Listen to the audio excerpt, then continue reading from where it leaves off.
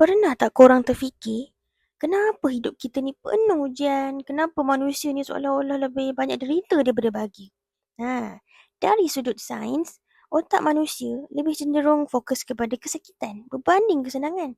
Ini dipanggil negativity bias. Satu cara otak melindungi diri kita daripada bahaya. Tapi dalam Islam, ujian bukan tanda Allah benci, tapi tanda Allah sayang. Bahkan dalam surah Al-Baqarah ayat 155, Allah pernah berfirman, "Kami pasti akan menguji kamu dengan sedikit ketakutan, kelaparan, kekurangan harta." Ujian adalah cara Allah nak bersihkan jiwa kita, nak naikkan darjat, nak uji keikhlasan iman. Ingat, dunia ni tempat ujian. Nak rehat, nak bersenang-senang, tu kat syurga sana.